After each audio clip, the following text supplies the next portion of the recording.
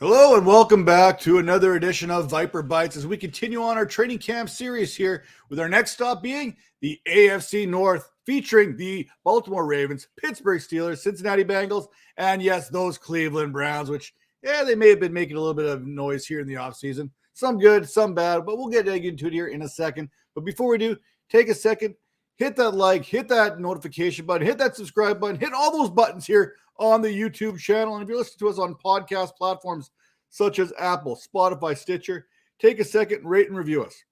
And also, if you want to get yourself one of the best bang for your buck subscriptions out there right now, head to fantasypoints.com, enter promo code Vipers22 and get 10% off that subscription today. Now let's get into it here, starting with the Baltimore Ravens. It's not often you find that the Ravens perched at the bottom North standings, but that is exactly what happened in the division last season. With an 8-9 record, Baltimore missed the playoffs despite having the sixth most explosive offense in the league. If Baltimore wants to reclaim this division, they're going to need to take care of business in-house after going 1-5 within the division last season. Losing Lamar Jackson for 5 games certainly didn't help the cause, and neither did losing J.K. Dobbins and Gus Edwards before the season even began. Now, in 12 games last season, Lamar Jackson threw for 2,882 yards, but his touchdown to interception ratio was the worst of his career at 16 touchdowns to 13 interceptions. Jackson has come a long way as a passer, and he definitely doesn't get the credit that he deserves for what he does. Sure, he ran for 767 yards last season. He also went back-to-back 1,000-yard seasons in previous years. Now, I'd mentioned him as a passer here, Lamar Jackson. Throwing from inside the pocket on early downs outside the numbers, Jackson was as good, if not better, than any other quarterback in the league. His yards per attempt, 9.2. The success rate, 57%. Tops amongst quarterbacks, while he also saw a blitz on 32% of his attempts. His 37 career wins, that is the most of any quarterback before the age of 25 since the merger. Yeah, Lamar Jackson's pretty good, so put some respect on the man's name already. And hey, I'm a huge Ty Huntley fan here, and I believe Tyler Huntley's time in Baltimore may be coming to an end because he deserves every opportunity. But Lamar Jackson is that good, okay? Now, when we talk about Ty Huntley, it's not going to be long before he finds an opportunity elsewhere. But filling in on occasion for Lamar Jackson in his absence, he has shown that he has that potential. After Huntley, when we talk about this third quarterback spot, it comes down to Brett Hundley and Anthony Brown, with Brown likely ending up as a cut casualty. Now, when we look at the running backs here, no one will mistake Devontae Freeman, Latavius Murray, Tyson Williams, remember that name, for J.K. Dobbins, or even Gus Edwards. And unfortunately, those were the 3 individuals that were counted on to get the run game going for the Ravens last year in the absence of J.K. Dobbins, in the absence of Gus Edwards.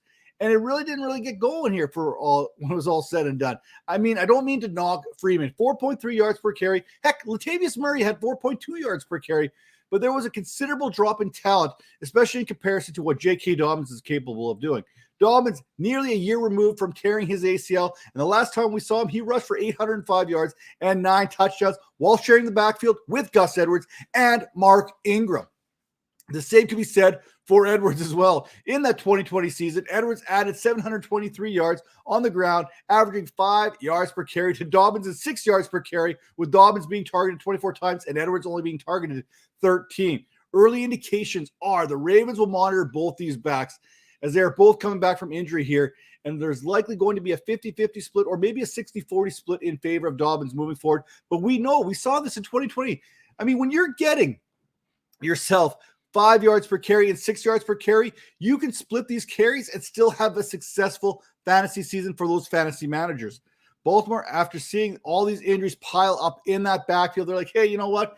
Let's get a little bit more insurance there. We don't want to go get ourselves Latavius Murray. We don't want to get Devontae Freeman coming on and off the street. So let's draft a guy like Tyler Batty out of Missouri in the 6th round. And then they went off and they signed a guy like Mike Davis during free agency.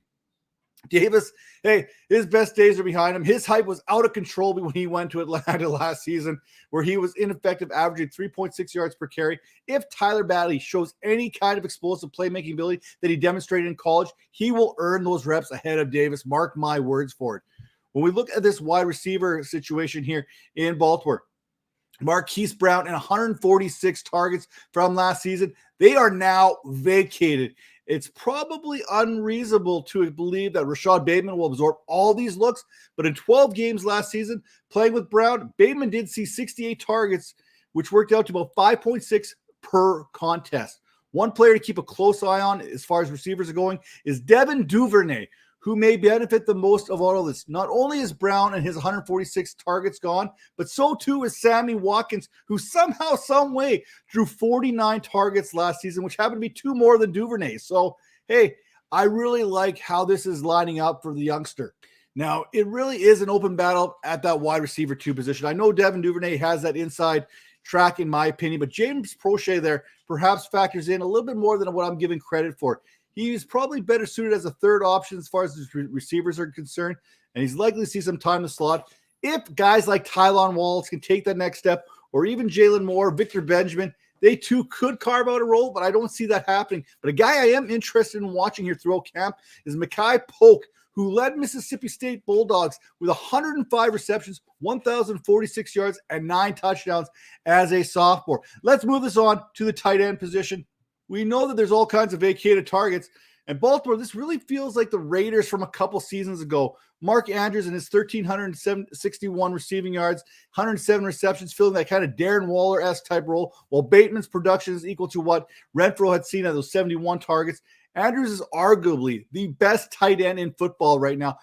Maybe the 5th best if you ask Darren Waller on his top 5 rankings. But hey, certainly for fantasy, last season he was, finishing with 35.2 more fantasy points than the next closest tight end. He was also PFF's highest graded tight end, 91.5, and Andrews already sits 4th all-time among Ravens pass catchers in receiving yards with 3,466, sitting only behind the names of Derek Mason, Todd Heap, and Torrey Smith. Andrews, he won't be challenged for looks in 2022 from the Ravens tight end depth chart, but they do have themselves some playmakers in the building, in the likes of Isaiah Likely and Charlie Collar. While they may not be ready right now at this moment, by midseason, because of the lack of depth at the receiver position, both these tight ends could see themselves earning themselves more opportunities to get on the field, more reps. Baltimore's defense took a step back in 2021. They weren't exactly instilling fear in their opponents like yesteryear. Their pass defense gave up more yards than any other team, and that is the secondary. They included guys such as Marlon Humphrey, Marcus Peters, Chuck Clark. They added some much welcomed help in the forms of rookie Kyle Hamilton and veteran safety Marcus Williams, so there should be massive improvement there. And I'm already hearing noise right now that this may be the best secondary in the National Football League, but hey, I'll believe it when I see it. Now, when we talk about the next team on the list here, the Cleveland Browns, things certainly have been interesting, to say the least, in Cleveland as of late. Browns management managed to alienate a quarterback who was thrown for at least 3,000 yards in each of the first 4 seasons there. Signed a quarterback with serious legal allegations, seemed to continue to add up, and they gave it all to him as a fully guaranteed contract. We don't even know if Deshaun Watson is going to play in 2022. Now, Cleveland ranked 18th in total offense last season, so you can see why they were looking to add some pieces. But this feels like they're trying to basically shove a square peg into a round hole. And management, if they shove hard enough, they're hoping it might eventually fit. I don't see it happening. Now, who will be that starter in week 1? Baker Mayfield, he's already been excused from all activities. If you've listened to him talk, he is done in Cleveland. There is no going back. The Browns, they have yet to release him. They have yet to find a trade partner. So I don't know what's going on as far as Baker Mayfield is concerned. But if Baker Mayfield hits some open market, there's going to be plenty of teams there knocking on the door to sign him. Now, Deshaun Watson has more allegations, more legal issues arising, and could miss significant time due to suspension. We're hearing it as a potential year. I don't know what that's looked like. I'm not a legal guy. I'll leave that to guys like Drew Davenport to kind of break that all down for you. But there is a guy named Jacoby Brissett who threw for 1,283 yards, completing 62.7% of his passes last season in Miami, while Tua Tagovailoa missed some time. Watson, he looks like the starter right now. If you look at everything right now, you have to pencil him in as a starter. But with everything going on, we don't know where he's going to be in 2022. I don't see him playing. I don't see a way in which he gets on the field in 2022. I really don't. The NFL is seeking that max suspension, that indefinite suspension. I don't see Watson playing in 2022. And we have to assume that Baker Mayfield's gone. That relationship that is already damaged beyond any kind of repair. So I think it's going to be Jacoby Brissett under center to start the season, and he's going to probably finish the season more than likely. Being that bridge gap quarterback is nothing new for Brissett. He's done it wherever he has been. He's been serviceable. And this is what the Browns offense can do, similar to what they were hoping to do with Deshaun Watson. Brissett can do some similar type things going forward. It doesn't take rocket science to back up Brissett, but in the event that the Browns have to, they literally have a rocket scientist in Joshua Dobbs already lined up. Now, running back, Nick Chubb, Kareem Hunt are ready to run it back once again in this Browns backfield. Chubb led the way rushing last season with 1,259 yards while averaging 5.5 yards per carry. It's easy to see why many consider Chubb one of the best pure runners in the game today. Meanwhile, Hunt averaged 4.9 yards per carry in his 8 contests. And that all those carries, that added up to 386 yards on the ground. When both Chubb and Hunt missed time, Ernest Johnson stepped in, and he continued to dominate here in this Browns backfield. This Browns offensive line, they love to run the ball. And Johnson, he would go on to average 5.3 yards per carry and take advantage of every opportunity that he got last season. Johnson earned his touches ahead of the camp. It'll be interesting to see how involved he's going to be with that Chubb-Hunt rotation. The other running back here for the Browns is Demetric Felton. He can line up in the backfield. He can bounce out to the slot, which is where he's probably likely going to be used. Now, I'm really interested to see how the Browns managed to get Jerome Ford involved. Ford could very well be the back that could make Hunt expendable once free agent hits after this season. The Browns still want a good look at what they got here in Ford. So maybe mid-season, maybe towards the back end, we're going to see a little bit more Jerome Ford than maybe a lot of people are anticipating right now. So he's a good guy to get in those fantasy drafts towards the back end, kind of that free bingo type slot. At wide receiver, when we look at these pass catches, I can't help but still question who is going to start in week 1 and how long that's going to be. It's affecting all my decisions as I eventually avoid drafting any Browns pass catchers because I don't know who is going to be throwing them the ball. Hopefully we get a little bit more clarification here prior to camp starting, camp concluding here before your fantasy drafts go on right now. But right now, I think you have to temper expectations on all these Browns pass catches just because of the uncertainty at the quarterback position. After trading Odell Beckham Jr. last season, the Browns, they were in search of a true number 1 receiver to play along with Jarvis Landry. Well, they got that receiver in Amari Cooper. However, Landry no longer wanted to be a Brown. Cooper no longer has to compete for targets with CeeDee Lamb or Michael Gallup or even Dalton Schultz.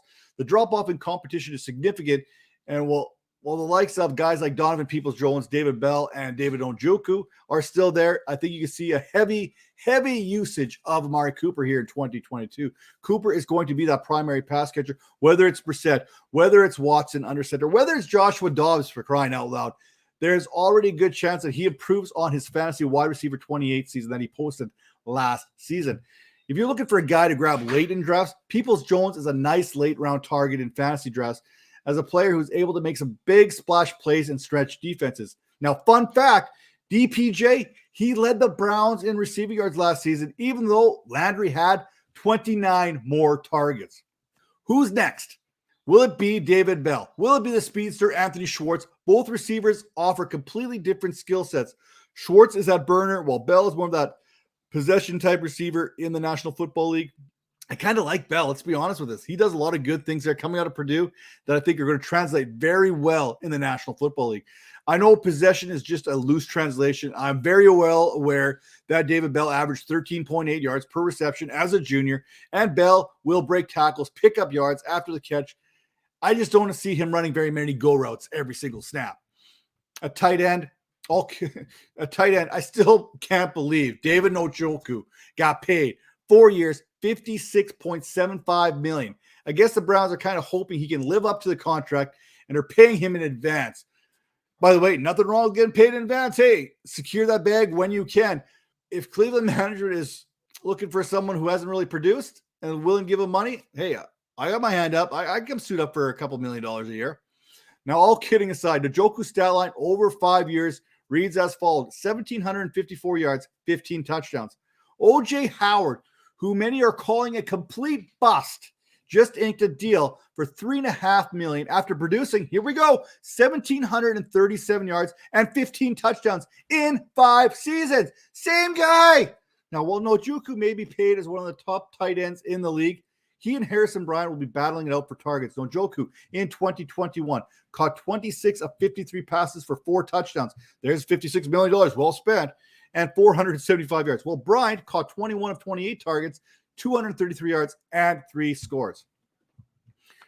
Talk about this defense now for the Browns. It ranked in the top 12 in points against and rushing yards, while also being able to hold offenses to the 5th fewest passing yards, which earned the Browns a top 5 defense in total yards against in 2021.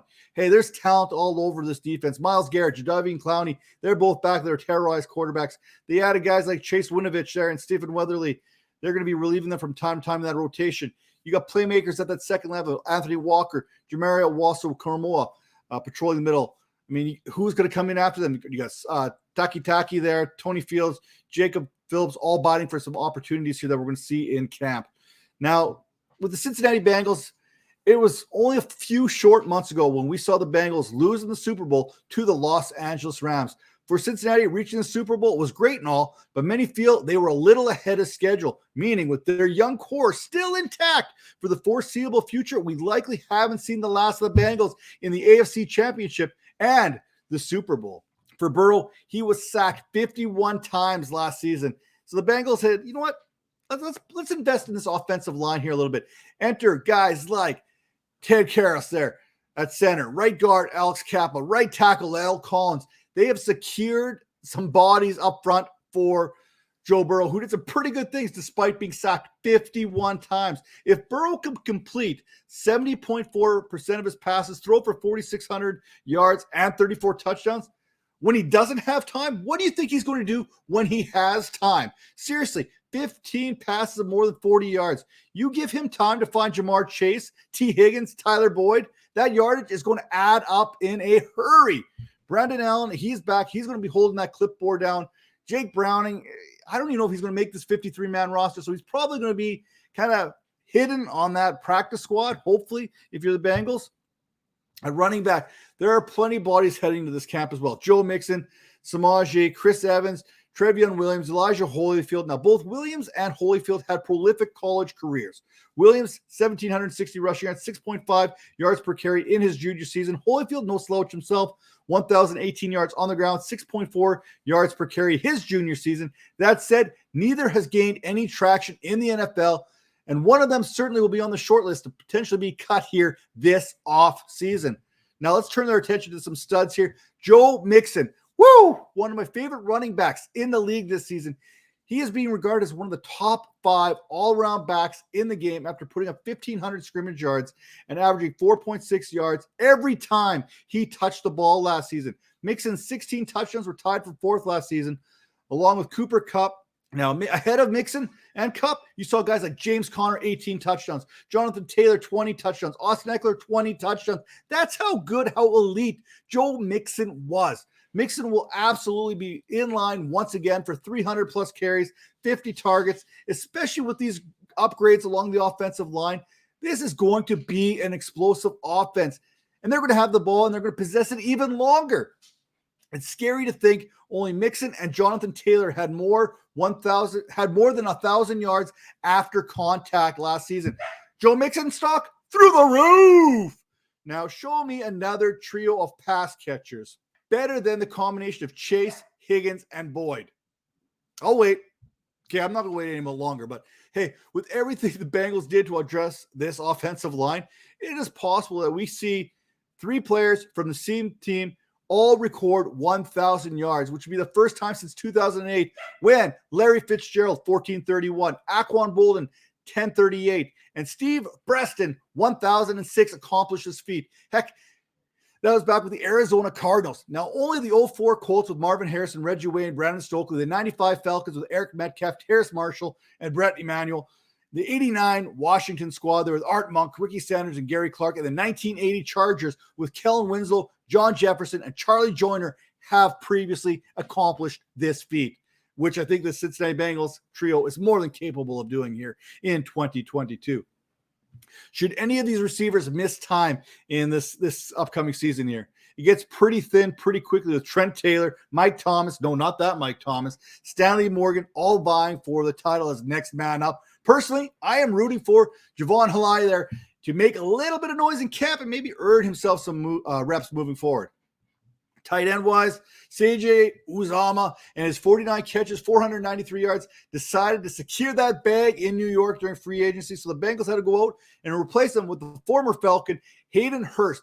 Hayden Hurst, he was kind of designated as somewhat of a bust with the Falcons, recording just 230 receiving yards on 26 receptions last year. But the season prior to Pitts arriving in Atlanta, Hurst caught 56 passes for 571 yards and 6 touchdowns. In this Bengals offense, I think there's a potential to see a Hurst revival as far as it pertains to fantasy. Behind Hayden Hurst, Drew Sample, hey, he was pretty solid as a number 2 there. You got Mitchell Wilcox, you got Nick Eubanks, you got Burrow's former Tiger teammate there, Thaddeus Moss, looking to try and make this roster. On defense, is there more of an underrated edge rusher than Trey Hendrickson? 14 sacks last season, 13 and a half the season prior, 3 forced fumbles, 12 tackles for loss, 27 quarterback hits last season, becoming a Pro Bowler. And we're not talking about him. Why do we not talk about good players? It just baffles me sometimes. Now, let's turn our attention to the Pittsburgh Steelers here while we got it. Pittsburgh, for the first time since 2004, the Steelers entered training camp without Ben Roethlisberger under center. In the ultra-competitive AFC, can the Steelers find another way to sneak back into the playoffs? Probably not. But hey, if the Steelers hope to repeat last year's feat of playing some playoff football, they will need to improve on that 9-7-1. Yes, that 9-7-1. They tied the Detroit Lions. They can't tie the Detroit Lions. No one likes a tie. Now, less than 10 wins is not going to get it done here this season. I guarantee the last team securing that 7th wild card spot, or whatever you want to call it, they are going to have 10 wins. This is so good of a division right now. The conference, the AFC, is so good. They will also need to have a little bit more balance their scoring, and the net points, they yielded 55 more points against than they had scored last season. I mentioned that Ben Roethlisberger, he is gone. Gonzo, no more, okay? He has stepped into the sunset, and the Steelers sure as heck weren't comfortable leaving the team in the hands of Mason Rudolph, who's still there, but now kind of slides down that depth chart as a third-string signal caller. He may start off camp as the number 1, but that's certainly not going to last. Not when you got guys like Mitch Trubisky and Kenny Pickett there battling for reps. It's only going to be a matter of time before one of these two seizes control of this offense. Now, that all being said, Mitch Trubisky, he only sees one half the field, and Kenny Pickett, he's only got the size of one man's hand, half man's hand basically going on there. Now, all kidding aside, this is going to be a battle drug out through camp before Tomlin identifies which quarterback most likely helps him win now. We know Kenny Pickett is picked to be the quarterback of the future, but right now I think Trubisky is this guy heading into camp right now. But it won't prevent the media from hyping this battle all camp. We're going to hear about how good Kenny Pickett is. We're going to hear about the struggles of Mitch Trubisky.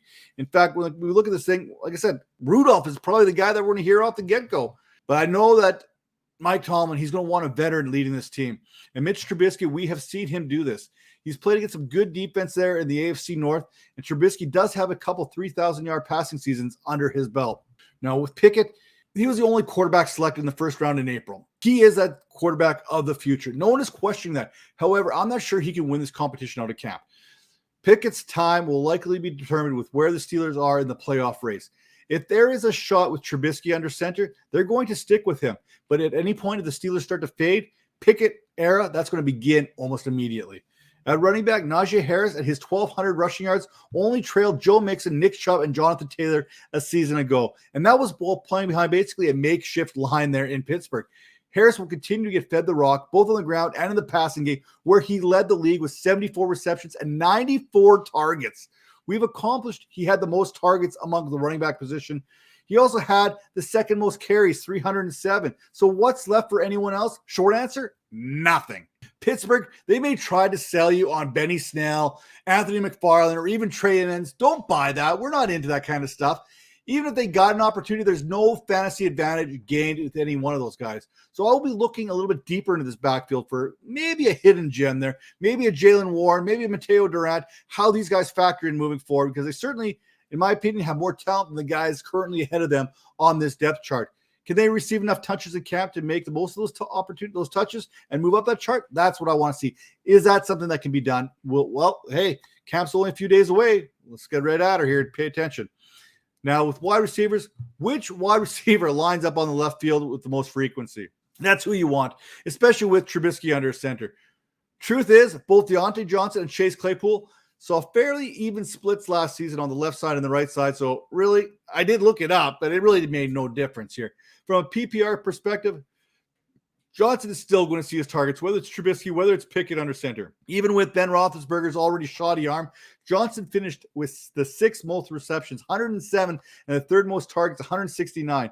Also, how the heck does Cooper Kupp get 191 targets in a season?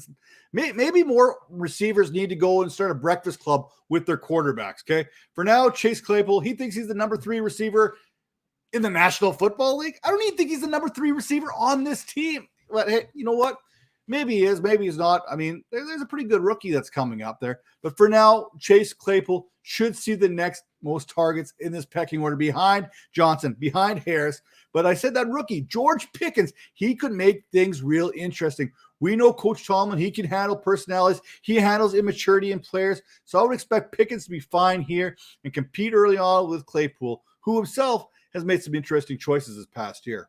A name to watch here, and one that most people certainly will be Calvin Austin. And I also want to see how Calvin Austin competes with guys like Anthony Miller, who has a little bit of a rapport there with Mitch Trubisky going back to their days in Chicago. In 3 seasons in Chicago, in which Anthony Miller played 47 games, starting in 17 of them.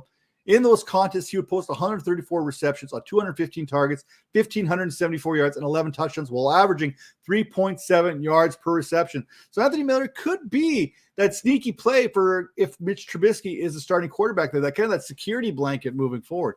Now, tight ends in 2021. As a rookie, Pat Freiermuth caught 60 of 79 targets, which is good enough for 13th among the tight end position. More impressive, Freiermuth only had 11 receptions after the Steelers' first 5 games, which means he averaged 3.4 receptions per contest over the final 11, seeing at least 6 targets in 7 of those games. Other tight ends currently on this roster, Zach Gentry, who would go on to record 167 yards on 19 receptions, Kevin Rader there, and a little brother there, Cam Hayward, Connor. Pittsburgh's defense certainly won't be mistaken as the Steelers' defense of the past. That steel curtain is no longer. In 2021, they surrendered the 24th most yards in the league, with the majority of that coming against the run. The run defense ranked dead last, 146.1 yards per game allowed. That's 2,483 on the season. That's not going to get the job done. For the Steelers, they had to address this. How they address this? Priority 1, the second that Myles Jack hit free agency, he was immediately scooped up by the Pittsburgh Steelers there to play alongside with Devin Bush. Is this the answer? I don't know, but it certainly can't hurt. Other areas of concern is who is going to step up for Steven Tuitt there, who recently announced his retirement. Will it be Chris Wormley, or will this likely be more of a committee approach? I'm thinking that Tomlin, they're going to look for more of a committee approach here moving forward. Also moving forward, make sure to go over to fantasypoints.com, enter promo code Vipers22, get 10% off that subscription, and we're coming back at you with the next one very soon.